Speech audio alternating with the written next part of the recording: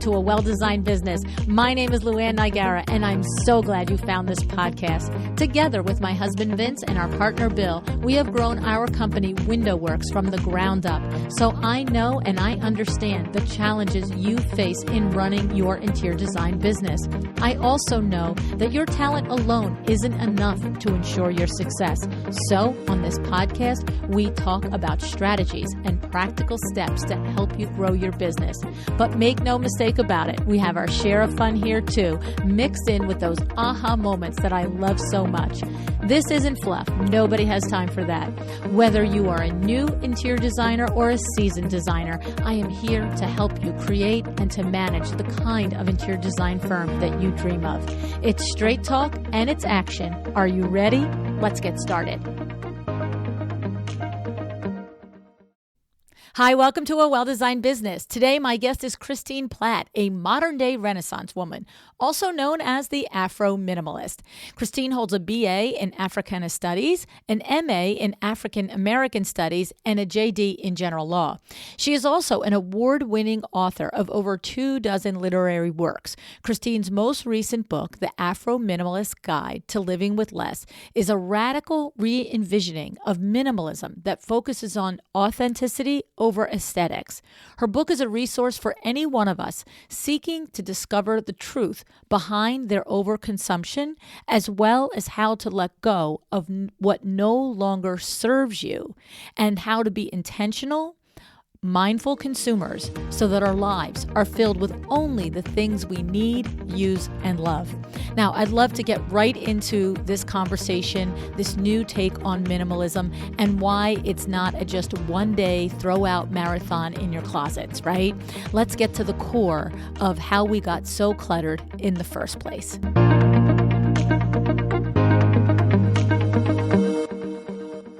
Hi, Christine. Thanks so much for joining me on A Well-Designed Business today. Hi, so happy to be here. Well, I've told you a little bit off air that I am definitely you have to be your number one newest, biggest fan ever. I appreciate that. Oh my goodness. I came across you a few weeks ago on Instagram and, honestly, Christine, it boils down to a few things for me, is that you just are so genuine and so authentically showing up as yourself, which I was terrified a tiny bit to meet you, but we've spent 20 minutes talking and it's all true. But so you're doing that, which is so admirable and amazing. And it's to be admired is what I mean to say about it. Thank you. You're welcome. And then also, you just are so talented in so many different ways. And I think every time I peel back something that I learn about you, I am just more, captured by what you're doing. And so it's the breadth of all of it. It's this book, The Afro-Minimalist Guide to Living with Less. I literally listened to it on, I got it on audiobook as soon as I found you. And, my husband joked at me one Saturday. I just kept walking out the door, coming back 45 minutes later, and then half hour later, getting up and walking out the door again. He's like, what are you doing? I'm like, this book, I got to get back to this book and I have to walk and listen. I love it. And I just thought that what I loved about the book, Christine, is I love that you shared so many of your own personal stories and your personal journey in coming to minimalism and defining minimalism, what it means for you, and then giving a voice to other people to really, I've listened to you and I've been following you a lot, and you say this, to be authentically minimalist for you, right? Like yes, it could mean something for me and mean something for you, and you leave room for that, right? Yeah, for sure. For sure. I mean, our lives are all so different, right? The idea that there is any one size approach fits all to anything, but especially our lifestyles is just impossible to imagine for me, right? I mean, what my minimalist life looks like is now a new empty nester is going to look totally different than a family of 5, right? Like we just have to approach it in a way that is going to work best for our particular needs, And that's what's so I guess what it is that you come across individuals that have ideas and they're good ones, but I love that yours is just it's deeper, it's layered. It's like everything, every time you put a post up and I learn something else and it takes me down another rabbit hole.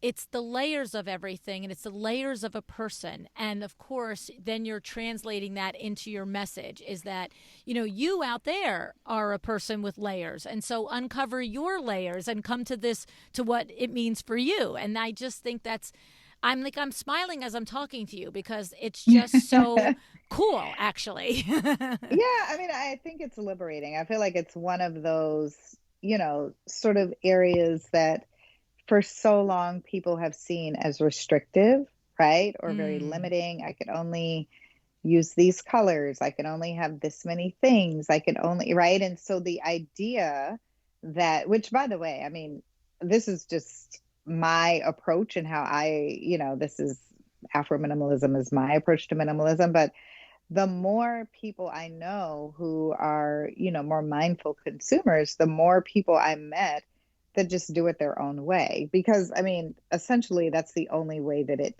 can work, right? But Right. I think what happens is that, I talk a lot about mainstream minimalism, right? Mm-hmm. These ideas and images are so prevalent and presented to us as the only way that people feel like that's the only way, right? And so when they come across books, that show them something different, that talk more about the practice rather than the aesthetic, people get very excited. Like, I mean, I know you're smiling and I can hear the excitement in your voice, right? And I get these messages all the time, and people are like, I never thought I could be a minimalist. I love color. And I'm just like, these are unofficial rules. So Right, right. so yeah, I think that's what it is. Well, and you know what's interesting because as you're talking, it's occurring to me is whenever we come across the new thing, whether it's the new grapefruit diet or it's the new minimalist lifestyle or whatever the heck it is, right? If it resonates with us and we start to do it, when we don't do it the way the person, the entity, the organization puts it out as the way to do it, then you know what it just hit me, I think, Christine? I think we start to go, oh, well, I guess I'm not good at it, or I really can't Yeah. be. Whereas that's the secret sauce of I Yeah. think what you've done. It's like I shared a I story. feel like that's the secret sauce of life. Well, you're right. Is to like do it your way. You have to. You're right, but I think yeah, and that look at like I'm literally because normally we look at something. I think what it is you've taken what could be a task and made it a practice to your word, to use your word of practice. It's like a task Mm. is cleaning your closet out. Right? That's a task. And maybe you do a good job of getting rid of the 16,000 little travel shampoos that you brought home from every hotel you've ever been to. Like, seriously, right? Like, right? So, but that's a task. But what you talk about in the Afro Minimalist Guide is you talk about the practice because you talk about and you explain to go in and decide what it means to you first so that when you go about practicing minimalism, you're practicing it in an authentic way, right? Yeah, for sure. For sure. So good. And I tell people all the time, I mean, like, that's the only way to really maintain Right. this lifestyle, right? So, I meet folks and they'll say, oh my goodness, I tried to be a minimalist. So I tried to declutter and I looked up six months later and, all the stuff was right back in. And I'm like, that's because, that's why that psychology of ownership piece is so big. And that's why you really have to understand the root causes of your overconsumption, right? Right. Your personal root causes, right? You have to understand your own motivations for buying things. You have to understand the reasons why you become so attached to things in order to maintain this lifestyle. I mean, if you just want to go around decluttering every 6 months, then, you don't need to do all that, if you don't want to dig deep. But, Right. I really encourage people to really try and figure out the why behind, their overconsumption. And usually it's in a particular area, right? And, as I say in the book, I mean, I always tell people first to start thinking about your childhood, Mm, you know, like let's start there. right. Let's start with your childhood. And let's think about how and when did this start, right? Mm-hmm. What did I see growing up? What did I tell myself as a child, right? I share a book I share a book, I share a story in the book about, I think it's Joe's story. It's about his sneakers, right? And Yeah. he's a sneakerhead now, right? Now Yeah. that he's an adult. And you're like, well, do you know when that started? Like, why do you just love sneakers and love buying sneakers, right? And it started from childhood, from getting a pair of knockoffs and, saying as a child, when I grow up, I'm going to buy as many sneakers as I want, the most expensive pair of sneakers as I want. You know, even sometimes we can't even remember what they are until we actually sit down and do that process of self discovery. Yet we are really committed to what we said we were going to do when we Mm-hmm. were younger. You know, we have to stop and think, why do I like all these handbags? Why do I like shopping, right? Food insecurity and food, or dealing with other forms of scarcity. That's another one, right? You find people, they're like, yeah, I mean, I just get comfort from opening my pantry and Mm. seeing it full because I remember as a child what it felt like to be hungry and open the pantry and it was empty. You Mm. know what I mean? Like Yes. there's usually some sort of root causes for our behaviors, right? And I think, it's so important to tap into that um, before really starting this process of letting go or decluttering or finding what sparks joy, whatever you want to call it, right? Mm-hmm. I feel that psychology of ownership piece is just so, so important. Yes, I 100% agree with you. And it's so funny because as I was listening to your book and you were going through the different stories, and they're so helpful because it's like a mechanism for you to be triggered to think back and like, what would be a story? Where am I finding? Like you said, to go to our own personal root causes. And I remember you were consistently cautioning us, be ready when you do this. Like, Yeah, you yeah. think you're going to be ready. And when you get that, wherever your spot is, like, so some people, it might be, you mentioned their kitchen, like 16,000 gadgets and 16,000 ways to open up a Hmm. wine bottle, right? Somebody else, it might be their clothing closet. For somebody else, it might be their toiletries, and all the different potions that we have and things like that. For somebody else, it could be their den with 2,000 books that they've never read and they have no intention of Right, reading, right? right. And it's so funny because I remember thinking, yeah, I'm okay. I'm good. I don't really have a lot of stuff, but I'm encouraged by Christine to do the next deep dive and take away the next layer. But it was an interesting thing for me because I was at our shore house, and our shore house is empty because we rent it also. So there is, no extra stuff there. It's like you come in with your bag and you Hmm. leave, right? So I didn't have any issues there. Although I did walk around in circles a little bit and go, do I need that thing on that? I did clear out the bookcases a little because Uh-huh. I was a little like, do I need that thing there? I don't even care about that thing. And does a renter care about things? Get rid of it, right? But I couldn't wait to get to my primary house. And then by the time I had the weekend to do it, because I had babysitting grandchildren and all the things in between, it was funny because the universe worked it out that I had 2 weeks in between reading your book and doing it, because I think I may not have been the person that really was going to have to go deep emotionally to let go of things because of whatever my whole world and upbringing is, right? But I do know that when I finally did it 2.5 weeks later, I had been really ruminating on your advice and your words, and I was ready to be cutthroat with my closet. And I keep my closet clean and I go through my closet once a year, but I was like, you know what, you have your field hockey sweatshirt from when you were 14. Like, really? Like, why do you move that all over your life? That is like from 45 years ago at this point. Like, what are you doing? you know and so I was like, cutthroat, and that was it. I'm like, you know what, Christine's right, I don't need this stuff.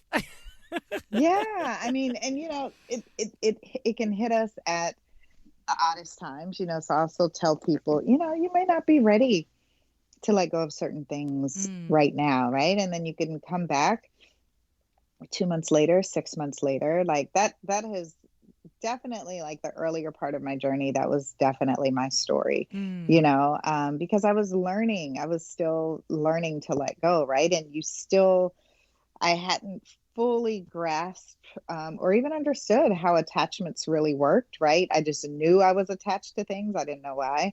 And so I would, come across something, a dress, I used to have all this sayings and artwork and things I mean, like anything. I just was like, this wall cannot be bare, right? This shelf mm, cannot be bare. This mm. cannot be bare. And I remember, I would say, like, oh no, I can't get rid of this. I'm going to use it. I'm going to need it. I'm going to want it, later. And then, I go through my wardrobe, especially quarterly.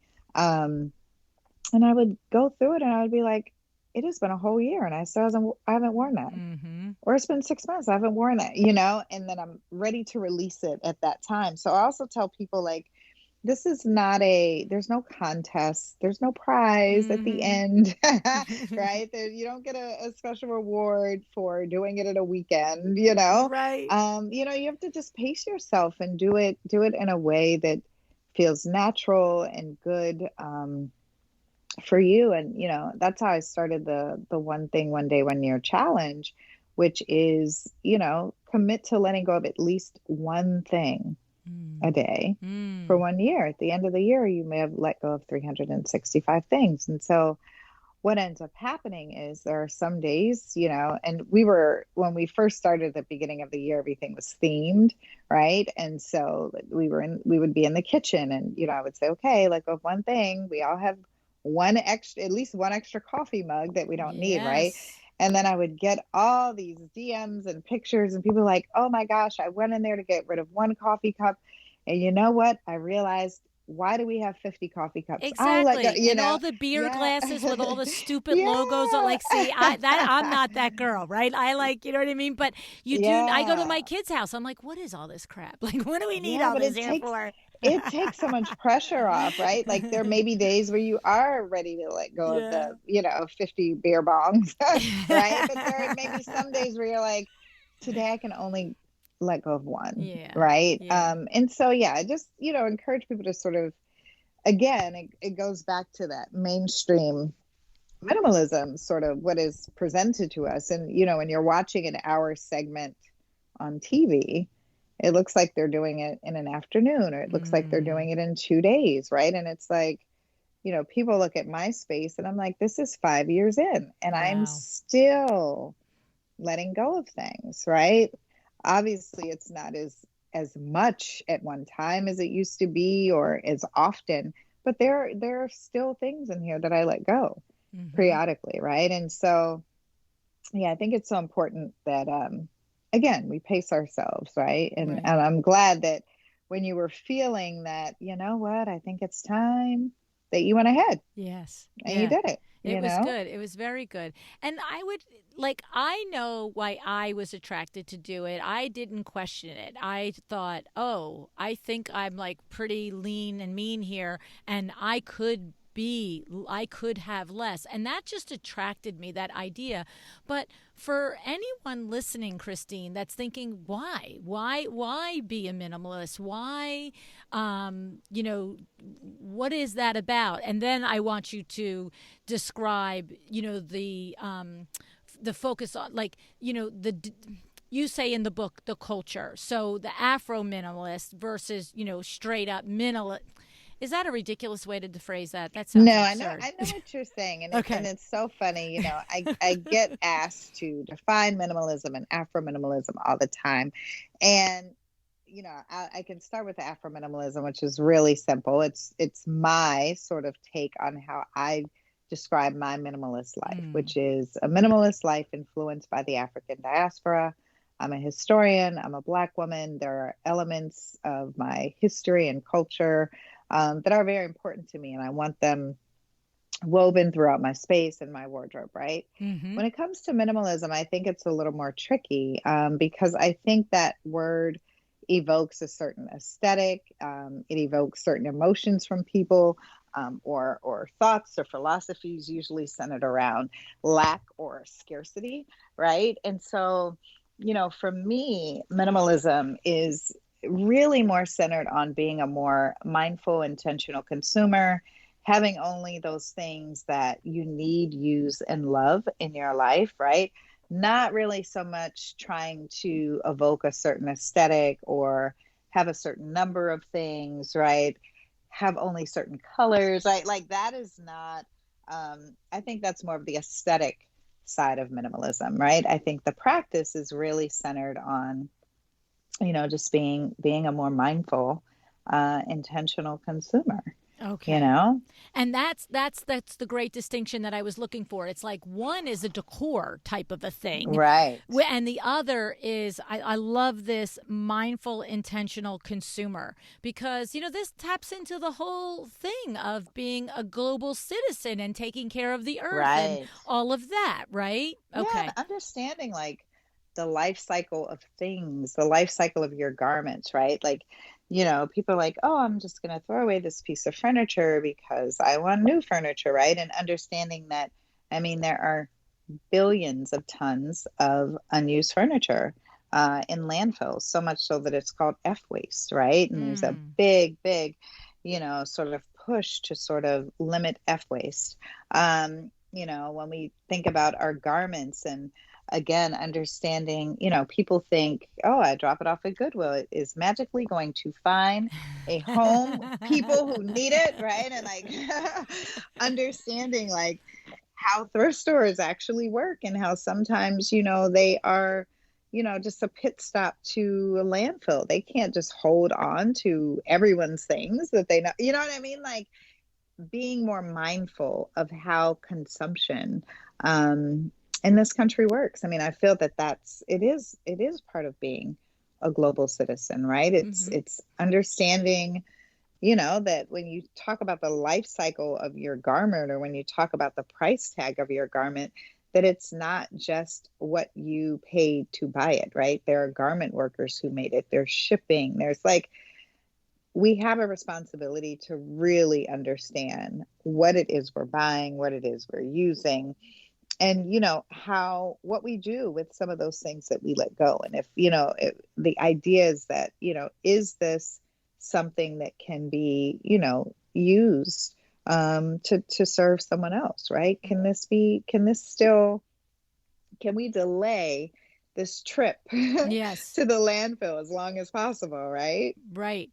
And it's interesting about that because a lot of us, myself included, do the knee jerk to, okay, I'm going to bring this. I mean, honestly, Christine, I filled 8 bags of clothing Mm. from my closet, from a closet that I pared down in COVID. That's how deeply you touched me because I was like, now you are getting cutthroat. Like, this is ridiculous. You think this is pared down? Honestly, you had the one story in your book about, I don't know if it was a bag or it was a dress, but like the woman, your friend who was like, well, if I get invited to a fancy place, I'm going to need this fancy dress, I think Oh it yeah, was. yeah, yeah. Well, I've had Yeah, this we save stuff for those yeah, craziest I've had reasons. It's this so same funny. full length black dress for I don't know 15 years. A matter of fact, I'm going to tell you what. My daughter's going to be 33. This was probably I bought this for a black tie event at her high school. So it's since she's 17. How many years is that, right?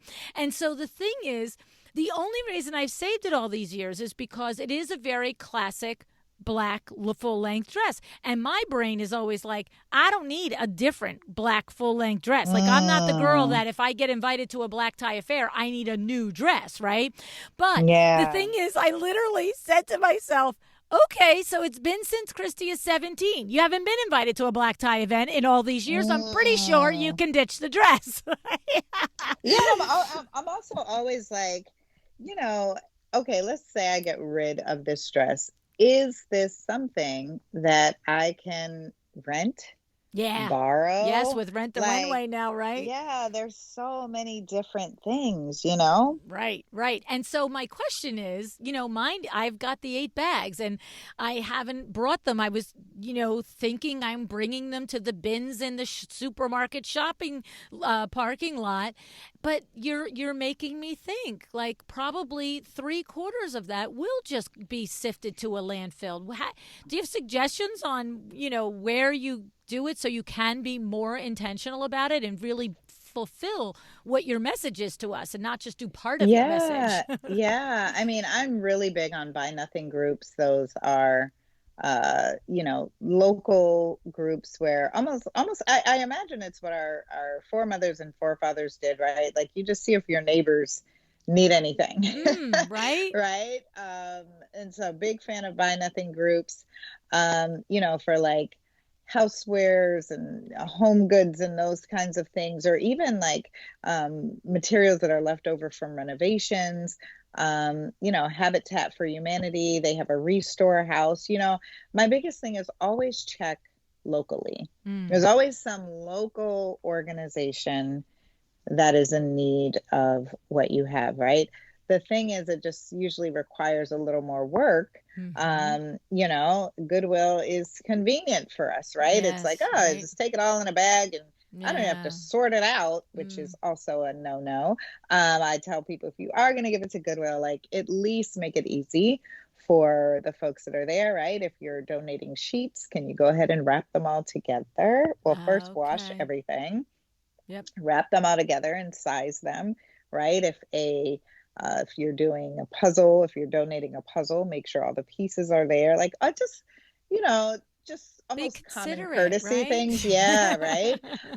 But yeah, I really, churches, libraries, like there are so many local organizations that are in need of our goods that I always tell people to start there, right? Because they're actually going to use it.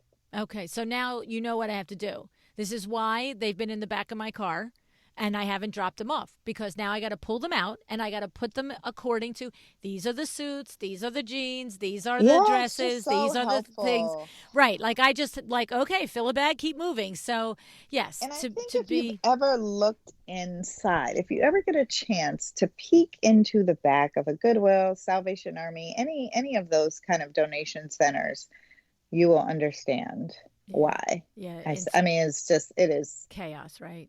yeah, Oh, yeah, yeah. of them trying to sort through, Yeah. right? Yeah. Yeah. No, you're right. That's like the other part of the message is don't like just pat yourself on the back for emptying your closet. Yeah, it feels good. I mean, and it's to the point now where there's actually a name for it.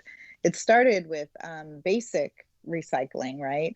But it's called wish cycling, right? Mm. And with basic recycling, it'd be like when you put the greasy paper plate in the recycling bin, and you're like, I hope and I wish that it gets recycled, right? Like Yeah. it's you're wishing and hoping, right? And so, that's what happens oftentimes when we take our stuff to donation centers and those sort of things, right?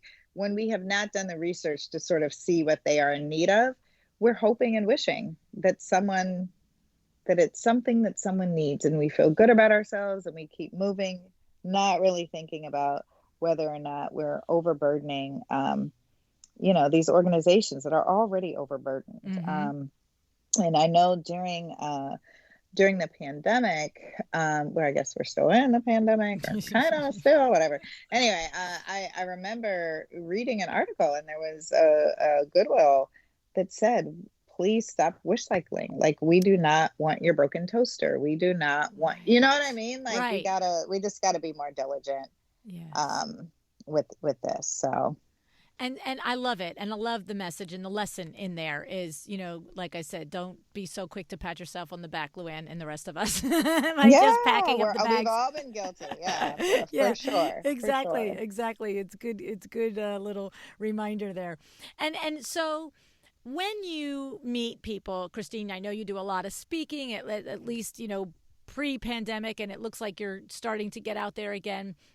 When you meet people in real life, do you Are there other reasons? So maybe somebody latches on to a reason that you've encouraged them to do the personal work to investigate for themselves, maybe why they collect certain things, whatever they are. Maybe another person loves the idea of this global citizenry and not over having overconsumption. Are there other things that you find that people will, the reason, a reason that will resonate with them and that you can share as an encouraging, like somebody's like, I don't really care about the universe, and I don't have any things in my background that makes me collect stuff, like, you know what I'm saying, like. Yeah, I mean, I know for me, especially when it comes to like clutter, Mm, right? I think there's like overconsumption, and then there's like overconsumption that leads and causes clutter, right? mm. And oftentimes we don't realize that our lives and spaces are as cluttered as they are until we start the process. But either way, if you have organized clutter, Yes, yes. right? Um, and what I have found is that, not having a lot of clutter has just been so good for my mental health and productivity, right? So, like, Mm. even let's just say you don't care about the planet, which shame on you, Right. right? Certainly, you are self serving enough to care about your mental health if you're in that space, right? And to think about just the different ways that clutter not only takes up physical space, but also mental space, right? And so one of the biggest benefits for me, obviously, immediately you see, financial benefits from not shopping as much. Immediately you see, having more space in your closet or, in your kitchen or whatever, right? But I didn't expect for it to really have an impact on my mental health, having less to clean, having less to focus on, having, just a nice, clean, clear space also led to me having just a clean and clear mind. So I also Mm. encourage people to declutter for the mental health benefits as well. I love it. I love it. And tell us a little bit about, there's two things I want to definitely make sure we cover. Tell us a little bit about the experience of, like, what you call the culture of being part of the Black community, and how this I had lessons and ahas, and I know what some of them that I'm mentioning and, Yeah. and referring Yeah. to by reading and listening to your book. Share us with some of that, Christine, please.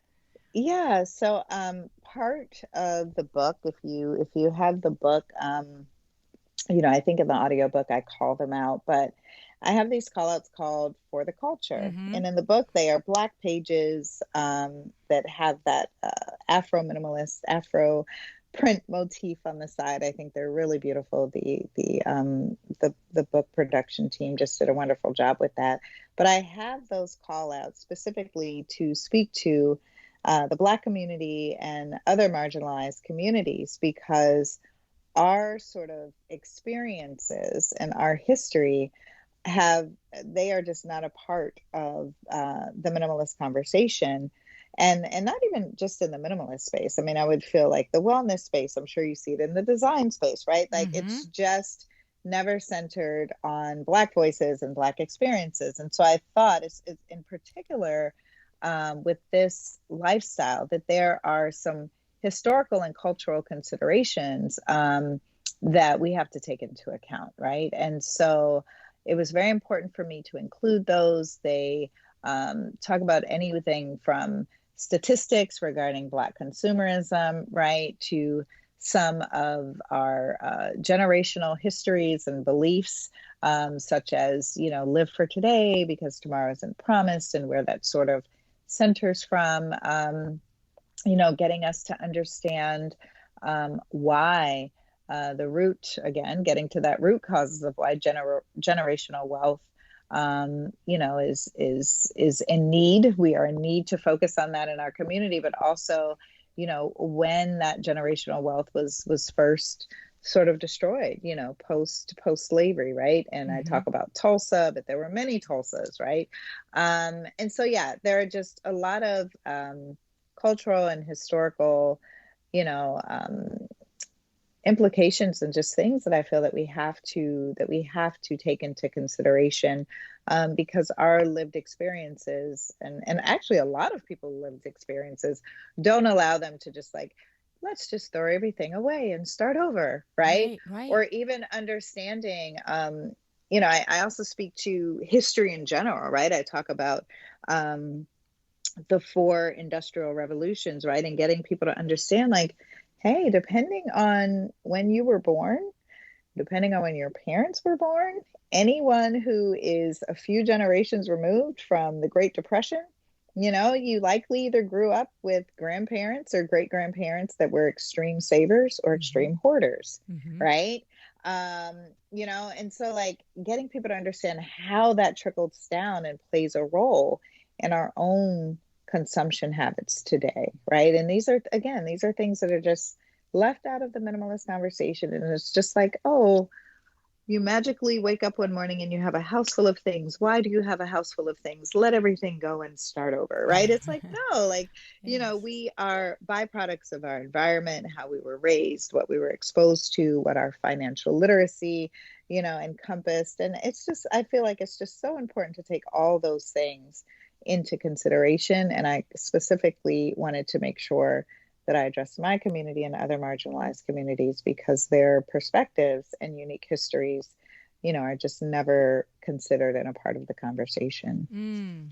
Yeah, and what I learned is they're not only considered a part of the conversation on the surface level of minimalism being equated with the home and the decor being all white and light, whereas without like you can't be minimalist if you want a colorful home. Of course, that's absurd, and that's one layer, but to your point in describing all of the layers in the history that you bring out and in the book, and you talk about the things that happened generationally, like you said, to the black community members, and marginalized communities. It's very enlightening. It's Yeah, no, I love that you say that. I mean, I've heard from what I love. I shouldn't say the most because I end up saying what I love the most, but what I love is when I hear, I've heard from so many designers, interior designers. I've heard from professional decluttering specialists. So many folks that have said, I am so glad that you included this in your book. These are considerations that I would have never made mm-hmm, for my clients mm-hmm, of color, right? mm-hmm. And I feel like that's what's so important is to, get that light bulb going off for Right. people and, get them to ask different questions and not make assumptions, right? And take certain things into consideration, right? Like so many marginalized communities, most folks are, first or second generation, college graduates, six-figure income earners, right? Mm-hmm. There is no sort of history or guidance, trusted guidance on what to do with your resources, right? And so you do what is has been the described as the American dream, which is to buy, to buy, to buy, Mm-hmm. to buy, to buy, to buy, to buy, right? And getting people to understand here's why here's why you have done that, right? And like, Yes. and it's okay to, like that's why I have that part in there about forgiveness, right? And Mm-hmm. now let's move forward. But again, that understanding the why to me is so key and so critical, right? And part of that why includes our lived histories and experiences. Mm-hmm. And of course, it's not exclusive to the Black community or marginalized communities to be experiencing in 2021 the first generation to be earning, No. right? So, but the numbers, you know what I mean? The numbers are Mm-hmm. there more so, right? Is what you're For saying. sure. For Yes. sure. And so that's the thing. It's like, and so I love the exploration that you do. And do you find that you've had people that have said to you, whoa, I am that first generation. And you're right. I look around my cousins, brothers, sisters, uncles, everybody, and I'm like one of the only 6-figure, 7-figure earners. And I thought I had to buy into buying all this stuff because that's what the American culture says to do, and I'm forgetting, Yeah. right? Oh, for Right? sure, for sure. And then, there's this added layer when we talk about, culturally, a lot of at least Black families, I will not speak to other families, but, a lot of Black families, you're not just responsible for yourself, right? Mm. You are responsible for your family. So not only are you buying things for yourself, not only are you paying bills for other it's also for other people in your family, Mm-hmm. right? And Mm-hmm. so there's an added layer of responsibility for certain marginalized groups, right? And I imagine it can run the gamut in terms of what folks feel that they have to do, right? And I talk about that in the book when we talk about cultural expectations, Right. right? Right. That's what we're talking about, right? Mm-hmm. And some ethnic groups have cultural expectations that are placed on them, and it can even be based on their like birth order, right? And you Mm. end up building your life around these expectations. I am the first to do this, therefore I have to buy the house, right? Right. Right. Or I have to get this, or what will my family think? I have to do this because I'm the first, one. They chose me as the only one member of the family could go to college, and they chose me, so now I have to do, Right. right? Like, these are considerations and things that again play a part and a role in our consumption, and we have to do that self-discovery to sort of think about, where is this coming from, Mm-hmm. and what am I going to do, what am I going to do about it going forward? Where am I going to draw the line? When am I going to say enough is enough? When am I going to educate other people, right? So a large part of this book for me was also educating others, because you don't know what you don't know. Right. Right. Right. That's the blind spot that we all have. Yeah, We you just don't don't know know what what we you don't don't know. know, right? And Right. so, I share my personal stories so that other people can learn from the decisions and choices that I made, right? Mm-hmm. Mm-hmm. And I'm very careful to not call them mistakes, right? Like, Mm-hmm. language matters so much when it comes to this, but getting people to understand, like, hey, this is a decision and choice that I made. I wish I'd made a different choice Mm. sooner, Mm-hmm. right? Well, and I think that, it's funny because I've heard you say a line that I have said myself, and it's something that my Aunt Honey taught me is, there really aren't mistakes or failures as long as we find the lesson in it.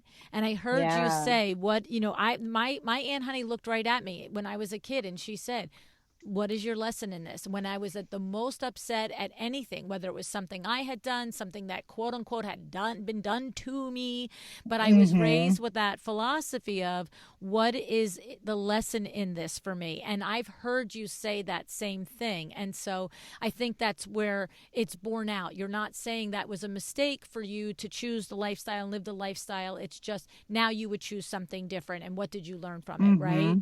Mm-hmm. For Mm-hmm. sure. Mm-hmm. For sure. And I think, when I hear you talk about the cultural expectations, it's like that cross section between the cultural expectation of whatever the circumstances. Am I the one that was, afforded to go to college and my siblings didn't? We all went to college. Maybe I'm the first one to make the seven figures. Whatever it is, right, that got us to a place where we were feeling our cultural expectations from our family, our culture, whatever it is. But it's that cross section of, I think what you mentioned a couple times is then crossing that with societal expectations. It's right. It's Mm-hmm. so, Mm-hmm. okay, I'm the one to do this. And then in order to actually be, anointed that I've done this, I have to go and buy and do the things that society say are valuable to Right. do. Right. And then think about, again, going back to our childhood, Yeah. Yeah. think about you being committed. What were you Right. committed to in childhood too, right? Right. It's so funny. I recently read an article that Quentin Tarantino, when he was a young kid, he just loved writing, of course. And there was a point where his mom, he got in trouble at school. He was supposed to be doing something, and instead he was writing a story. And his mom said something along the lines to him like, you know what? This little writing thing that you have going on, it is done, mister. Like, you are Whoa. done. Whoa. And he actually told 8-year-old Quentin Tarantino says, you know what? When I become a famous writer one day, you're not getting anything, Mom. I'm not buying you a house. I'm not buying you a car. I'm not doing any of it. Like, he Whoa. was so bruised and damaged by not having her support that's what he told her. And do you know, in this article, they were interviewing him. Literally, I read it like 3 or 4 days ago. You could probably still find it online. Wow. In this article, he says he remained very committed to that. Oh, geez, he didn't forgive and forget, huh? Oh, no. He helped her with like one tax issue that she had at one time, but he said no, like, he remained very committed. He's like, I told her. See, You know what I mean? But that's it's, nuts. I know, right? I know, it is so wild, but I mean, to me, when I read it, it yes. reinforced Yes, what you've been teaching. just Yes. how deeply, Yes. right? Like, Yes. our childhood commitments are, right? And so when you weave in all of these other factors, right? When you weave in societal expectations and cultural expectations, and maybe when you were a kid, I'm sorry, I'm just thinking of like, clearly I've been like doing a lot of reading and listening to podcasts. I was taking my daughter to college and driving back and forth. And so, like, you know, I had a lot of chance to listen to the podcast. But Michelle Obama actually said that when she was growing up, she always wanted a house with stairs. Right. And so, like, these are the kind of things, again, Yes. and even hearing her talking about it, it was like her voice, her demeanor, everything almost like reverberated back to her. To her little girl. Being that 8. And she was like, yes. And like, the Cleavers had stairs, and like every house had stairs on television. And her family would go visit these houses, and she would just be so hopeful that this was going to be the house because it had stairs. Oh, and it would never be the house, right? And then, like, so you grow up and you're like, I don't know why I have to have a house with stairs. Yes. Stairs are ridiculous. I'm tired of climbing, but dang it, I love having a house with, right? And like, you realize like, oh, that's why I remember. And so I feel like that's why that self-discovery work is so important. So to good. Think back to your childhood, right? And to think about what affected me in a way that would make me either consume like this, want to live like this, because it's not a natural way of being. Our natural way of being is always to just have enough. Right. And I remember going to my first home, going to visit West Africa, and it was just this magical trip. And I remember, I mean, we'd only been there like 3 days, and I was like, I never want to go back to America. This is home, right? Like, I was sold, right? And I remember asking one of our translators, I was like, this is just such a magical time, and you seem to be having so much fun with our group. And I was like, what are you going to do when we go back? Mind you, we still had like almost 2 weeks left in our trip. And I'm asking, like, what are you going to do when we go back? And he's like, he was like, we don't really do that. Like, he was like, we live, we'll see how things go tomorrow. And, he's like, I don't think that, like, 2 weeks sounded so far away to him, right? And he was like, we have enough today. And he's like, the birds don't think about what they're going to do tomorrow. And, the animals don't think about what they're going to. And I was just like, we are so conditioned, right? Yes. To be thinking about the next thing, whether buying it, whether looking at the next shiny thing, we could be having joy in the moment, but we're already thinking about what's going to be joyful next week. What can I do that's joyful next week, right? Like, it's never enough. And that is a symptom of our society, right? You visit other countries. It's what is enough? And I think, oftentimes we, are like, oh, these poor people, right? And and I realize they look at us and they're like, oh, these poor people. Right? To just like, you realize, and I realized, just like how ridiculous it was to not be content with having enough in the moment. Right. Right. And I Especially. think we're fortunate enough in this country. Like, we know we're going to, like, if I never do another thing, like, I at least have enough Right. to get me through. So, you know what I mean? Like, Yes. but still, it's never enough. It's what's next? What's next? Mm. What's next? What's next? What's next? What can I buy that's next? You know, okay, I have this black dress, but what's a fancier black dress? What's Right. like, we have to learn to be content with enough. And that is, you know, it requires some deeper work, right? We do that inner work that is so much more than the outer work of you can declutter anytime, right? Mm-hmm. You can Mm-hmm. find what sparks joy anytime, whatever, right? But like, Mm-hmm.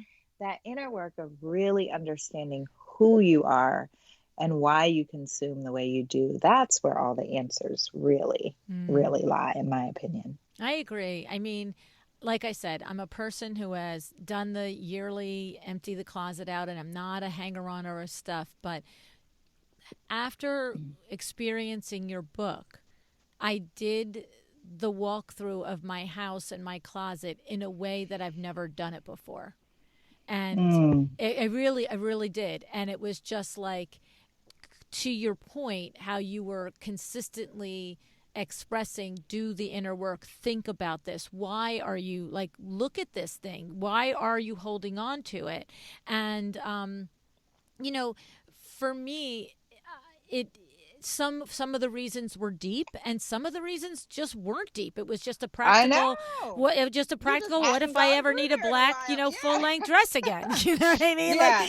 you know, but and then sometimes it was just like, with the clothing, sometimes it was from a period of my life that was just so happy. Like I was telling you before air, Yeah. that I had these like 6 or 7 pairs of like designer jeans, the Citizens for Humanity, and I wore them in my 40s, and I just 40s into my early 50s, and it was just like Ah, I loved rocking those jeans. It was like I boom, know. you know what I mean? It's like I used to love finding jeans on right, sale. right, We right. had this fabulous thrift store, a Goodwill in Annapolis, which now, thank God, is like super far from my house. Although I think I'd be able to fight it. But I used to not be able to fight it, and I used to be there like every weekend.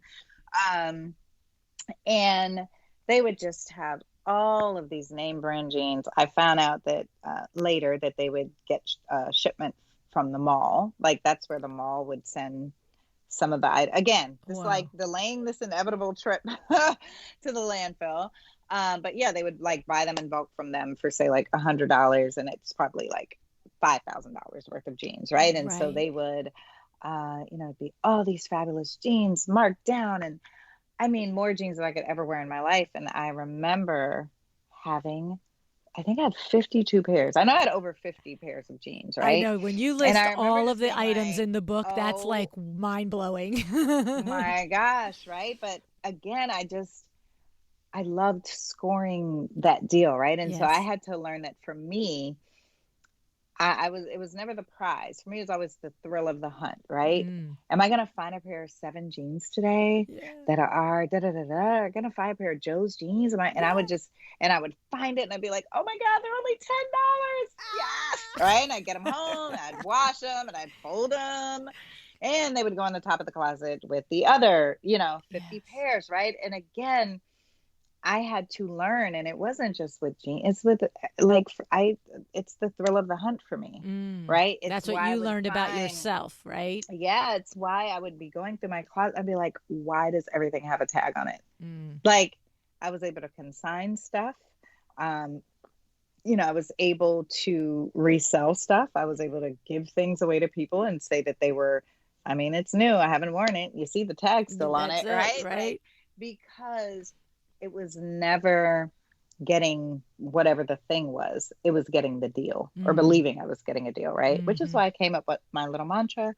It's not a deal if you don't need it. Right? Right. And Right? even now I'll be out and I'll be like, oh my God, that is so cute and it's on sale. It's not a deal if you don't need it, Christine. Just walk away, right? But yeah, I think we can learn so much about ourselves and our consumption habits by just doing a little inner work and really, trying to figure out what some of the causes are behind, our behaviors and spending habits. Mm. So good. So good. I so touched and, just, like a bullet between the eyeballs, everything you say and everything you do. I love it.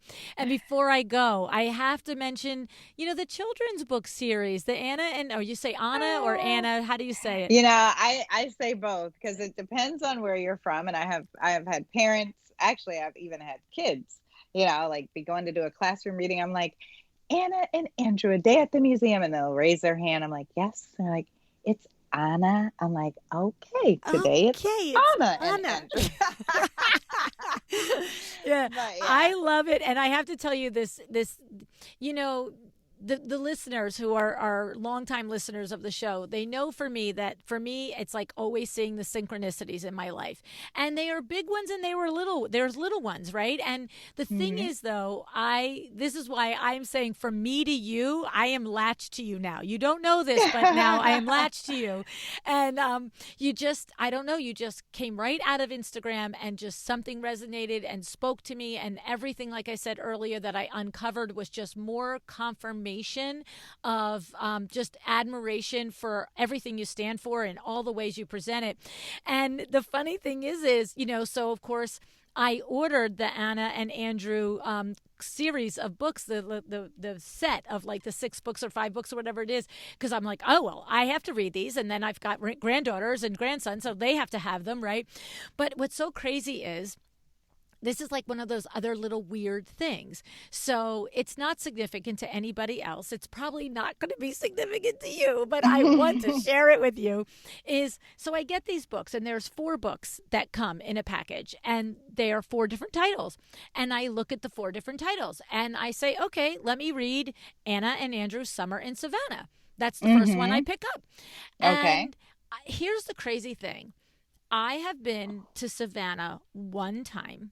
Okay. My husband and I, this is like his parents years and years ago, it's got to be more than 35 years ago, they were going to try for the first time in their life to do 6 weeks in Florida.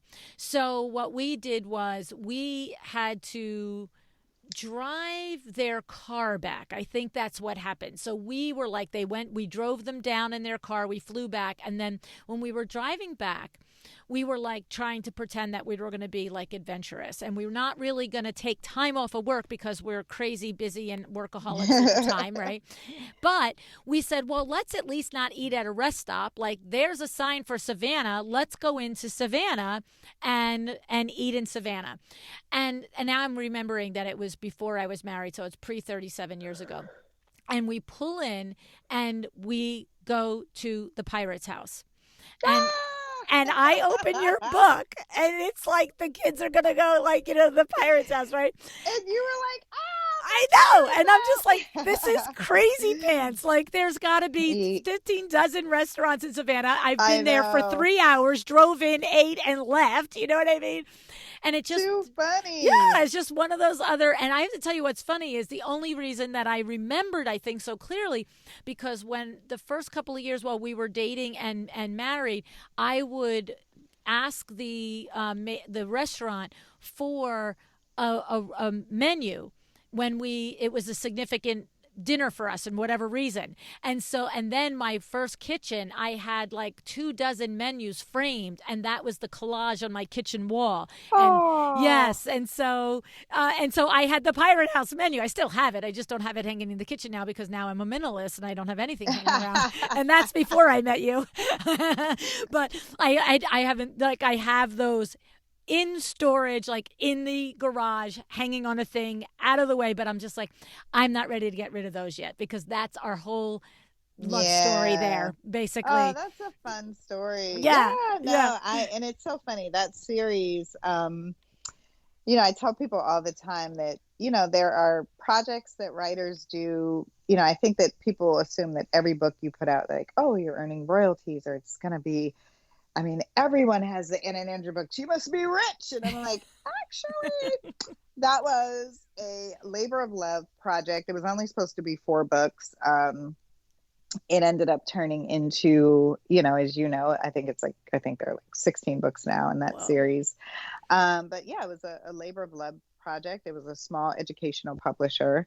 They could only pay me a flat rate per book, which was like literally like $1,500. It was something crazy. And they were only supposed to be for schools and libraries, and they were only supposed to be library bound, right? And the mission for me, the reason I call it a love project was I was like, this is great. There are no, early reader chapter books that really speak to the African diaspora experience this way. Anna and Andrew, they have Caribbean ancestry as well as African American ancestry. Well, anyway, the books just became wildly popular.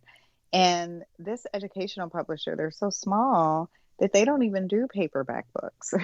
So they ended up partnering with another publisher that did paperback just to make sure that these books got into the hands of, teachers and young kids who need. It's just like the funnest story, but I always tell people, like, I know you see those books everywhere, but I feel like I spent what I was paid to like create a PO box for the kids and stickers and you know what I mean? It was just like a love project, but I love hearing those stories, and I love, just seeing how those books continue to reach the hearts and minds of young people and their caregivers and people who love them and educators, right? I mean, it's a really fun series, and it is. I have a new series coming. Oh, you do? But that'll be in 2023. So you have some time, but it's called Frankie at 5, and it's about a little girl who's a reporter, her mom's a reporter, and she wants to be a reporter like her mom. So she has her own news show called Frankie at 5. And it's really just a fun, every book I write has a bit of history and education.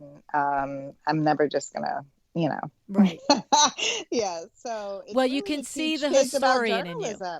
Yeah, for sure. But yes. I really there was nothing out there to like teach kids about journalism and, real news and fake news. And, I just had these parents having all of these questions, and it is just the fun. Oh my gosh, I'm having so much fun writing that series. So maybe I'll have Frankie go to the Pirate House and do a little bit of investigative reporting. Or maybe Frankie, she gets her start by coming on a podcast with LuAnn, Oh my God, how cute would that be? Right? I would love to play Frankie on your podcast. We'll have to work that out for sure. Oh my God, how fun.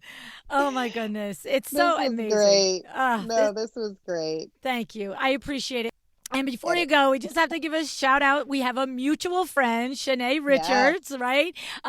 Interior designer in the Philly and New York area.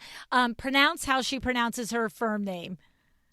Alorio Interiors. Alorio Interiors. I read it all the time, and my brain just like goes over it. I know. She's always like, and she's probably going to call me and be like, it's Aloro Interiors. Yeah, see, I feel like I say Aloro, but I'm like, I don't know how to say it. I think it's Aloro because I think I like screw up all the time by calling it Alorio, and then it's just become like this joke. So it's Aloro Interiors. Okay. OLRIO,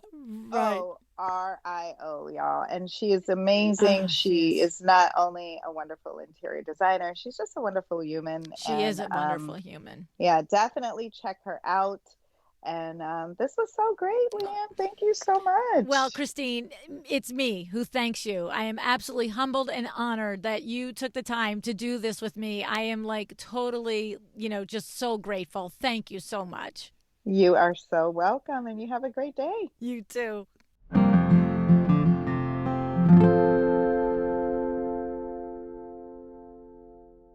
Christine can make you stop and think, can't she? That's what she did to me. I started following her on Instagram, started reading her messages. Then I went, with her content and the things she was putting out. Then I clicked on the book. Then I listened to the book, and I was hooked. And mostly it was because she makes me stop and think. And I always appreciate that in a person, okay? And I would just want to say, wait until you read her book. You will also start to ask yourself, what am I buying? Why do I want this? Do I need this? Is this serving me? Okay. And I love that her answer to having too much stuff isn't grab some trash bags, take a Saturday afternoon, and just get rid of everything you don't need. This is not her message. This is more of what she calls mainstream minimalism. Christine's intent is to go deeper and to teach us and help us go deeper, right? She asks us to explore the root cause of our particular consumer mindset. We're smart business people, right? We all know that one day of hard work isn't going to fix any deeply set issue in our business, our employees, our bookkeeping. It's all the same here. We do know in our inside, right, our inner voice, we know that real change starts with doing that serious inner work. And whether that inner work is on our business, on our cell, or on ourselves, that's where the change starts to happen, right? And Christine suggests that we consider our path to minimalism as a journey, as a lifestyle change. While so many of her minimalist peers have the approach of a crash diet, right? Her approach is more like a doctor's prescription for healthy living. Make smart food and exercise choices every day, not just the 2 weeks before you're trying to get into the outfit before an event, right? And where do you start with all of this? How do you begin the inner work? Christine tells us to consider beginning by taking a look at our childhood. How did our immediate family, our extended family, and our friends think about material goods? What do we think about them? What goes on inside of our head when we shop?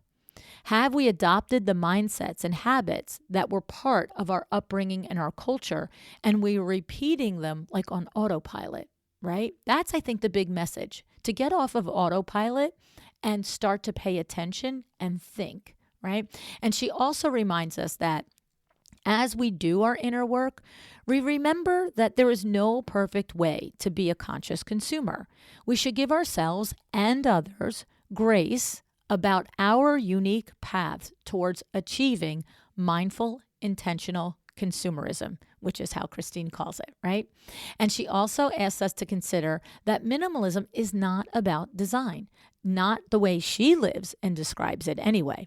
The whitewashing of design has become known as minimalism, but you can be a minimalist and have a boldly beautiful, colorfully vibrant space. Okay. The minimalism that Christine is challenging us to contemplate is in the asking, are we okay with enough? Can we learn to slow down? And can we be content with what we have at the moment? It can be tough to admit, right? We're go-getters, we're hard drivers, we want to learn and achieve, and we want more, sort of wired for it. And I think that's sort of the journey and the aha that Christine described that she experienced, right? So it can take some serious training so that those positive traits that we have as go-getters don't bleed into our consumption habits that can burden us rather than help us as we try to get ahead. And Christine wrote the book on this, and she still explains that she's on her journey. She's still in training mode.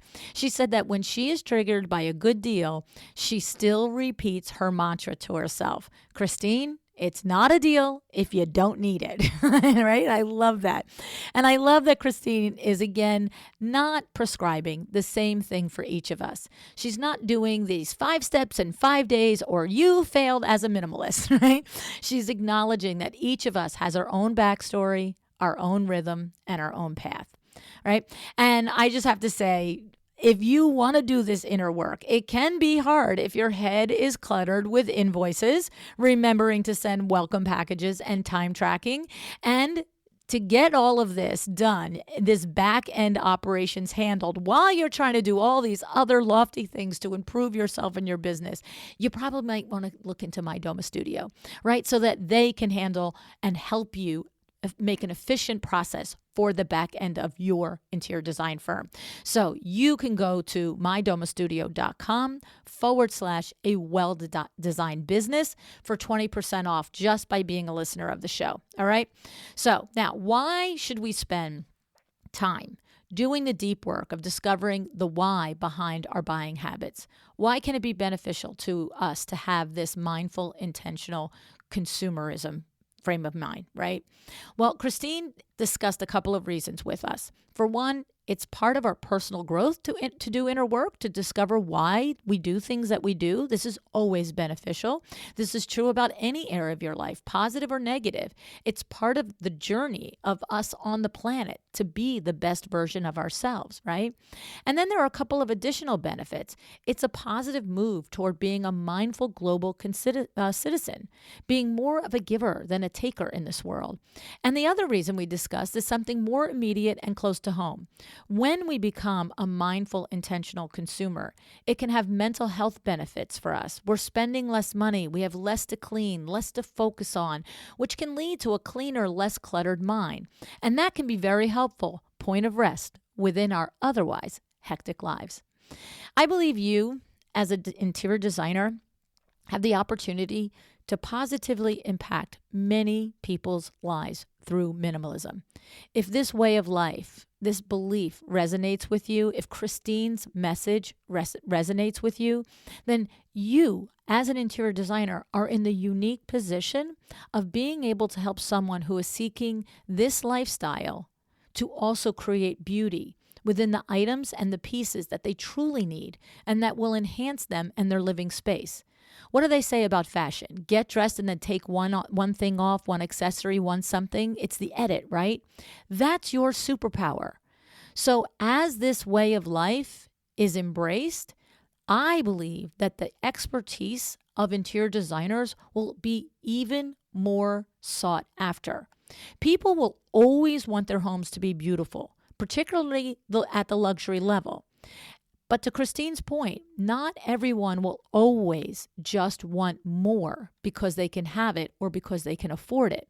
This is where your superpowers, your ability to curate and to edit will be in high demand for the people who value this. Something to think about, right? So this conversation with Christine pairs nicely with the topic of sustainability and mindful consumerism. And if you are interested in this and you want to learn more about this, take a listen to episode number 699. LuAnn McNabb shares about her quest to create a sustainable furniture line. And also episode number 670, where Susan Ingalls teaches us about the Sustainable Furnishings Council. All right? So thank you so much for joining me today. I am looking forward to seeing you in High Point in just 2 days if you're listening real time, okay? And of course, we're right in midstream for signups and registrations for LuAnn University. If you want to up-level your business and start 2022 ready to kick butt, then check out this amazing course lineup that we have at this semester, LuAnnUniversity.com. Thank you so much for joining me today. Thank you, Christine, for the honor of being on my show. I literally was girl fanning the entire time, still am on cloud nine, thinking about the opportunity to speak with you firsthand and learn from you all of these things about mindful consumerism. So, guys, listen to me. Go out there and decide to be excellent. Thank you so much for joining me again today. This podcast is a production of WindowWorks, your resource for custom window treatments and awnings. To learn how we can help you on your next interior design project, go to www.windowworks-nj.com. And if you're interested in working with me on your business, either through masterminds or one-on-one coaching, or you want to know how to get my book, The Making of a Well-Designed Business, or you just want to know what's going on in the podcast land and where I'm going to be, all of that is found at LuAnnNigara.com. Thank you so much. Have an excellent day.